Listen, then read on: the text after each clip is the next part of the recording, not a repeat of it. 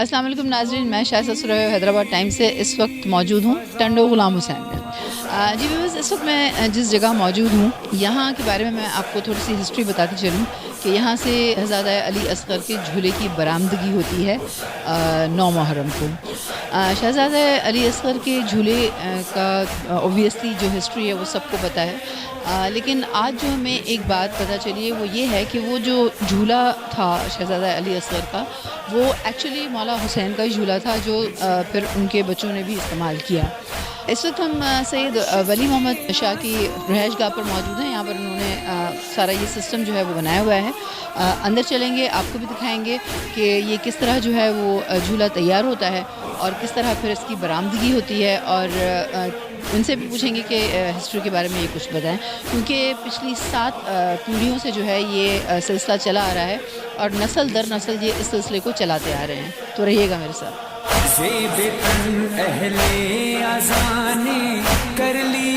ये वो जगह है जहाँ पर इस झूले को बाकायदा जो है वो सजा के रखा जाता है, और इसकी बरामदगी जो है वो 9 को ही होती है, और उससे पहले जो है इसे सजाया जाता है।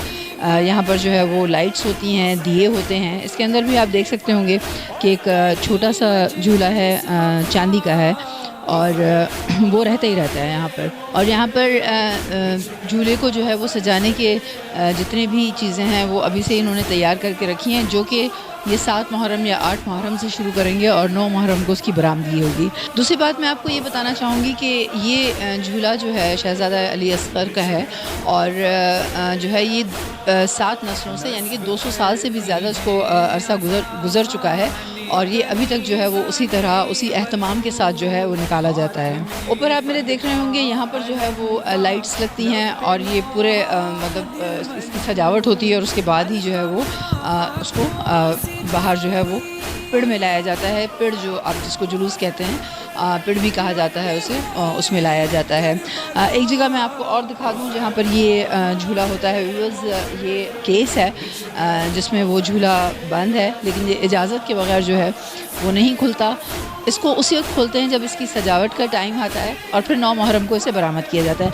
इस वक्त व्यूअर्स हमारे साथ मौजूद हैं सैयद अबरार अली शाह, जो कि यहाँ के मुतवल्ली हैं। इनसे पूछते हैं कुछ हिस्ट्री के बारे में, और ये बताएंगे हमें ज़्यादा कि किस तरह जो है वो इन्होंने सोचा या इनके बड़ों ने सोचा कि हमें भी जो है शहज़ादा अली असगर का झूला बरामद करना चाहिए, जिस तरह अलम पाक होते हैं या मतलब और सारी चीज़ें हैं। तो इनसे पूछते हैं। जी सर।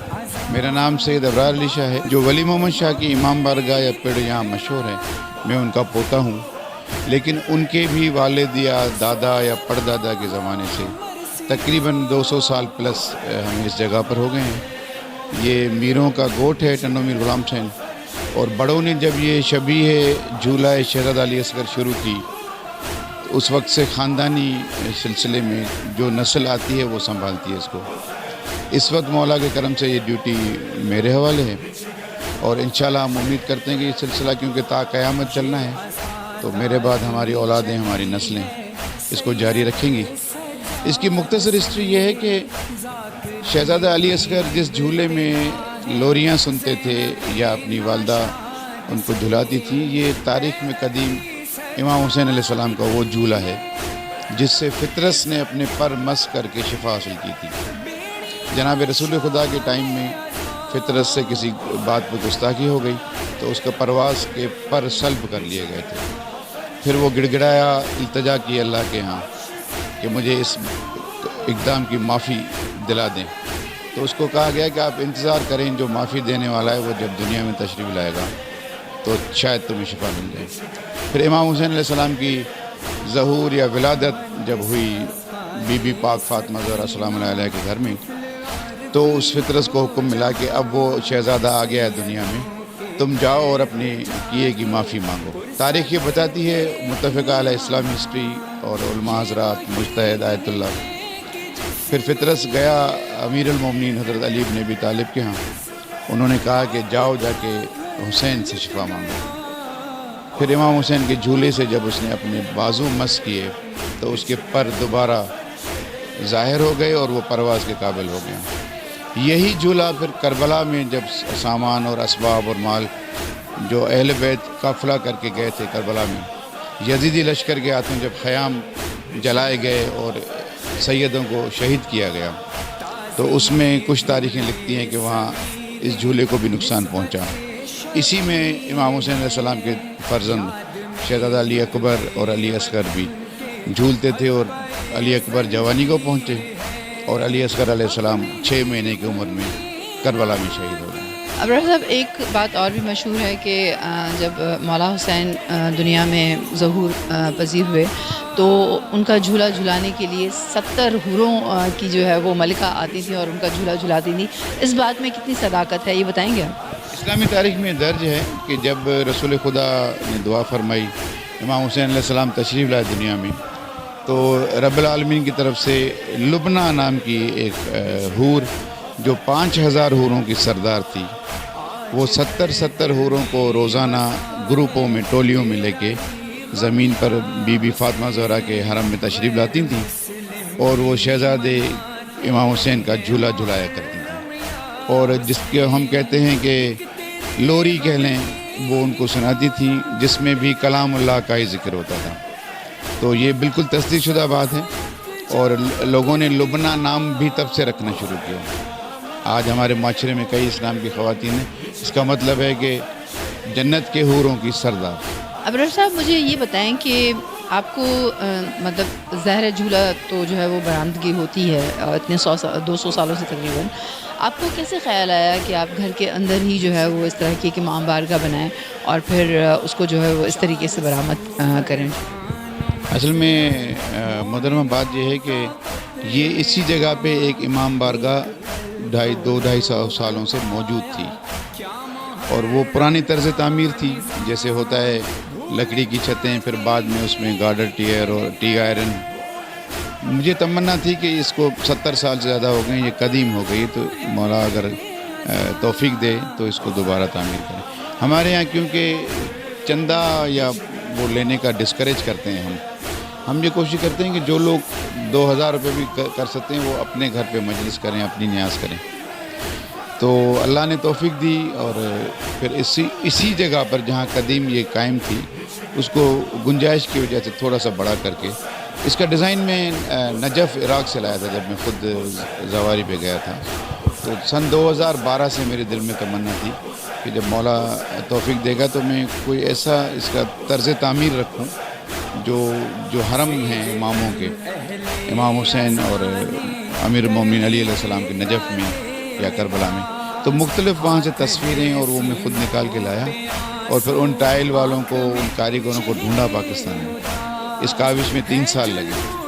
پھر اس کی تعمیر کو مکمل ہونے میں تقریباً 11 مہینے یا 1 سال لگا جو کہ گزشتہ 2021 میں مکمل ہوئی. لیکن ہے یہ قدیم امام بارگاہ اب اس کو رینوویٹ کر کے اسی جگہ پہ اس دور کی تعمیر کے حساب سے مکمل کیا ہے. اس پہ میں شکر گزار ہوں ائمہ اطہار کا جنہوں نے یہ کام میری زندگی میں مجھ سے لیا. یہ بتائیں گے کہ یہاں پر تو جو مطلب آپ نے تحریریں لگائی ہوئی ہیں یہ کیا ہیں تو شاید عربک میں ہی ہیں. تو یہ کیا ہے اور ان کا مطلب کیا ہے؟ اصل میں اسلامی تاریخ بہت قدیم ہے. 1444 ابھی ہو گیا ہجری سن. تو اسلامی تاریخ میں جو رسول پاک سرور کونین صلی اللہ علیہ وآلہ وسلم اور 12 اماموں کے سلسلے میں جو تاریخ متفقہ علیہ ہے جس میں رسول خدا نے اگر علی علیہ السلام کے بارے میں کچھ فرمایا تو وہ ان کے اقوال زرعی شمار ہوتے ہیں یا حدیثیں کہہ لیں. تو ہم نے ان حدیثوں کو چنا جو تمام مسائل کے تمام اہل فکر جو اسلام میں ہیں ان کے لیے یہ قابل قبول اور متفقہ تصدیق شدہ ہیں. جیسے پہلی حدیث ہے انا مدینۃ العلم و علی بابہ، میں علم کا شہر ہوں علی اس کا دروازہ. وہ عموماً علماء حضرات آدھی پڑھتے ہیں یہاں مکمل درج ہے. یا جیسے ایک حدیث آپ نے سنی ہوگی کہ حسن والحسین سید اہل شباب الجنہ کہ بھئی وہ جنت کے نوجوانوں کے سردار ہیں. تو اسلامی تاریخ میں کسی صحابی نے پوچھا جناب علی مرتضیٰ کہ تو آپ ان کے والد ہیں اور بی بی فاطمہ والدہ ہیں تو حسن حسین تو جنت کے جوانوں کے سردار ہیں تو کیا وہ آپ کے بھی سردار ہوں گے؟ تو مولا علی نے ان کو فرمایا کہ اس حدیث کا مکمل متن یہ ہے کہ حسن والحسین سید اہل شباب الجنہ والد و والدہ افضل ہوں. ان کے والد والدہ اور نانا ان سے افضل ہیں. تو اس طرح کی جو مکمل ہمیں حدیثیں اور قول مل سکے جس میں امام حسن علیہ السلام، امام حسین علیہ السلام، بی بی فاطمہ زہرا اور امام زین العابدین، 12 امام مکمل. حسین منی وانا من الحسین، اس طرح کی ساری جو ہے وہ آپ نے وہ لگائی ہوئی ہیں. خواجہ علی مولا یہ اس دائرے میں.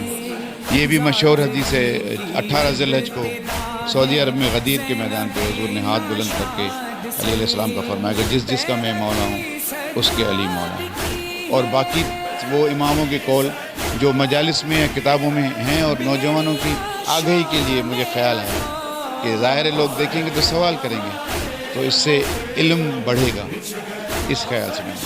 اور یہ خط کوفی کہلاتا ہے. رسم الخط قرآن شریف میں جو ہے وہ خط مصری ہے. 4 رسم الخط مشہور ہیں ایران میں، عراق میں، شام میں اور یمن اور لبنان میں. تو یہ خط کوفی آسان ترین اور خوبصورت خط ہے. اس تحریر کو خط کوفی کہیں گے. جی بس جیسا کہ آپ دیکھ رہے ہیں کہ اس وقت یہ مطلب بالکل سجا ہوا نہیں ہے. اب جو ہے وہ اس کی سجاوٹ کا جو ہے وہ عمل شروع ہوگا. جھولا برآمد کیا جائے گا وہاں سے، یہاں پر اس کی سجاوٹ ہوگی. سجاوٹ کے بعد ہم آپ کو دکھائیں گے کہ یہ جھولا کس طرح سجایا جاتا ہے. اور اس میں جیسا کہ شاہ صاحب نے ہمیں بتایا کہ کسی بھی الیکٹرانک چیز کا جو ہے وہ استعمال نہیں ہوتا. ابھی بھی ہم دیکھ رہے ہیں کہ یہاں پر جو ہے وہ موم بتیاں ہوتی ہیں، ہر جگہ موم بتیاں جلائی جاتی ہیں. تو یہ جیسے ہی سج کے تیار ہوگا اس کی بھی آپ کو زیارت کروائیں گے اور آپ کو بتائیں گے کہ کیسا لگتا ہے.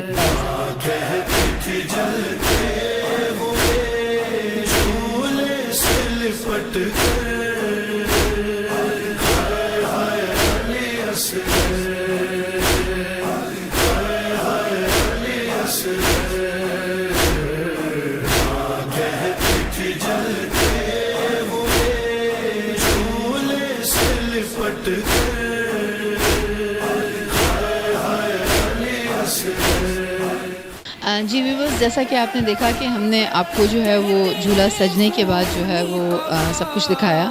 اور اب جو ہے وہ جھولا برآمد ہو چکا ہے، جلوس کے ساتھ جا چکا ہے. اور اب یہ اپنے مختلف راستوں سے ہوتا ہوا جہاں سے وہ زیارت کے لیے جاتا ہے، لوگ زیارت کرتے ہیں، اور وہاں سے ہوتا ہوا پھر واپس یہیں اسی امام بارگاہ میں اس کو نہر کر دیا جائے گا. آج تک کے لیے اتنا ہی. ملتے ہیں کسی اور پروگرام میں. کیمرہ مین فہیم لودھی کے ساتھ شائستہ سرہیو، حیدرآباد ٹائمز.